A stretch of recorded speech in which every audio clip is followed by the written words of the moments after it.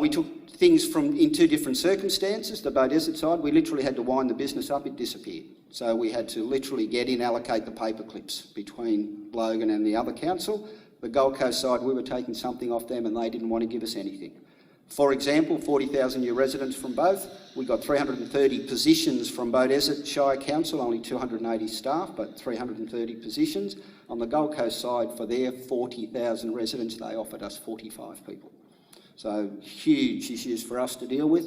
Day one for us, 358 staff vacancies, which at the time was over a third of our FTEs in staff vacancies. Interestingly, as I reflect back, over half of our staff have been with us for less than 4 years. So how you manage a business, build culture in that space is really challenging.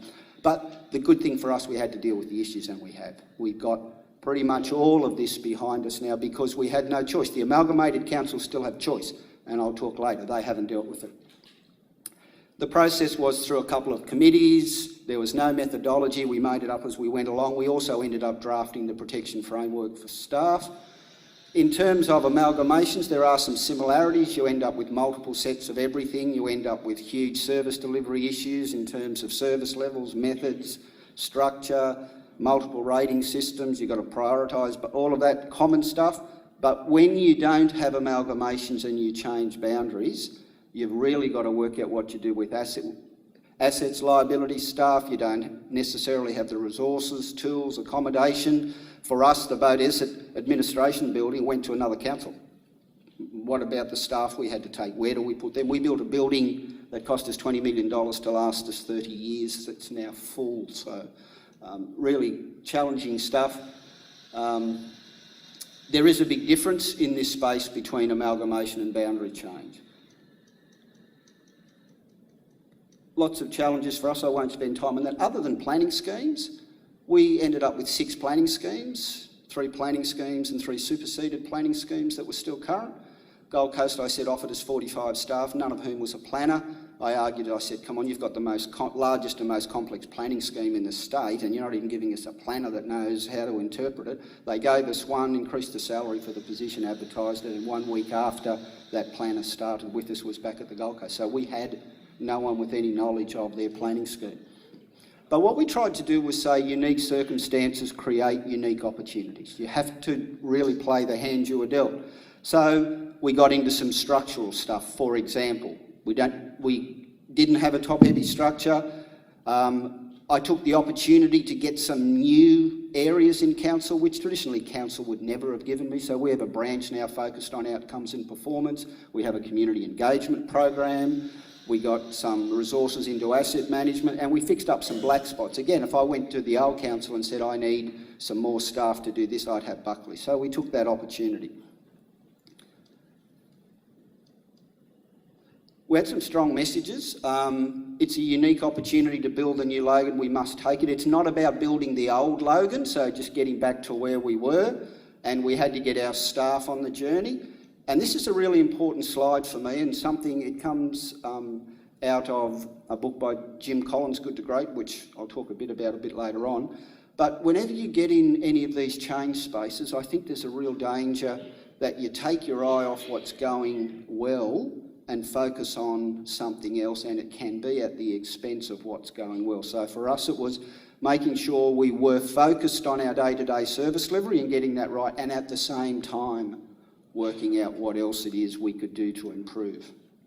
It really has not been easy. Just some reflections. We wouldn't have done it. The smartest view, we wouldn't have got around to it, and if we did, it would have been tokenism. Amalgamations versus boundary changes is a huge issue.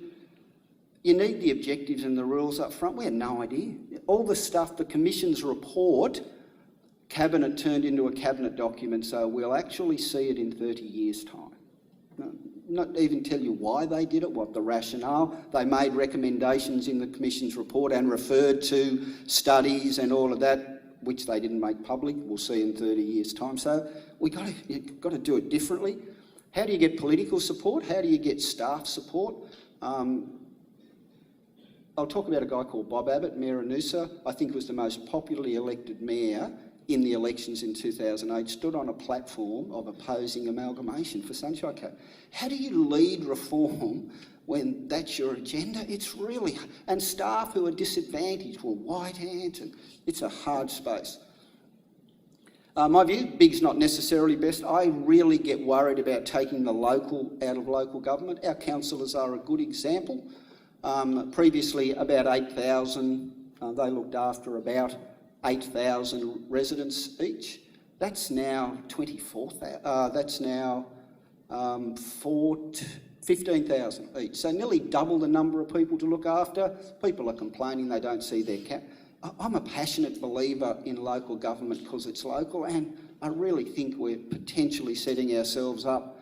And I'm sorry if Chris is in the room. These are my thoughts. Chris, I'm happy to explore them in more detail with you.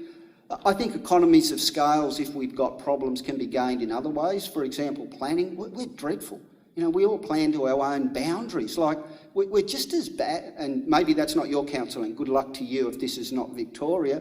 We're almost as bad as the old days of train gauges, you know, that got to a state boundary and it changed size. We weren't any better in terms of planning, land use planning in Logan and in the other councils. But I think there's other ways to deal with some of these things. It's costly. Who pays? It cost us in 3 months $5.9 million. We put a claim in for the state and got 150,000 or something. That's what it cost our ratepayers. Local Government Association estimated $77 million was the cost to councils in the first 3 years. It takes decades to settle down. Early in my career, I worked at a council that was amalgamated. I still don't think so. That's 38 years later. I still know people there. I still don't reckon they've got over it. I still don't. I still think there's legacy. And I don't think you ultimately can get it fixed until you completely change all the staff and you've got all new staff. You don't have the history and baggage. There are winners and losers. It really does impact community and it does impact staff. They are genuine. You've got to get the rules up front. CEO turnover. 2008, we had 157 CEOs to start with. 29, that went down to 29. And of that 29, I reckon about half of those aren't in their current positions either. And it's a really interesting question. If you're going to make a business, as in my case, 50% bigger, am I qualified to run a business 50% bigger than the one I was employed to run? Really significant issue here is building new teams and building new culture. And the culture stuff is really important for us. We talked about this a lot. There's 4 cultures. There was the old Logan culture, the former Beaudesert culture, the Gold Coast culture, and the 4th culture was the culture we needed to run our new business, and that was not the old Logan culture. If you need to do some work in the area of team building, I'd really recommend a book called The 5 Dysfunctions of a Team by Patrick Lencioni. It's a fable, easy to read. For readers, you'd read in under 2 hours. We did a lot of work on this book and these principles as part of this reform process in our management team and then rolled it out to the organisation. How true are they? The 5 dysfunctions of a team, and you're not allowed to think of your council or teams when you read that. We're doing some work with our new council in this space. Absence of trust, fear of conflict, lack of commitment, avoidance of accountability and inattention to results. So really good book, easy to work with and use. You know, it's just, to me, is it right that the state government can just decide to do these things without community consultation and with no accountability? They didn't get elected at the election. Is that accountable enough? They still get there. I should really be clear. I am not a party political person. If this was the other party in the same space, I would say exactly the same things. And I've got some criticisms of my own council in this space I'll share with you too. But, you know, you don't fix things up by avoiding the facts and the truth. And, wow, the impact of this stuff if you get it wrong. Where's the accountability? I don't know whether this has happened, and if someone knows it has, I'd love to hear, because I'd love to have a look at it. Has anyone actually, these fantastic ideas, these things that have to happen, they've happened to Victoria back in Kennett's days, they're about to happen in Western Australia. Has anyone actually stopped and looked with the benefit of hindsight to see what the real issues, results and outcomes were? If anyone knows that's happened, can you let me know, because I'd love to read it. Ryan Dollery at the University of New South Wales has partly addressed these issues. Yeah. Yeah. Yeah.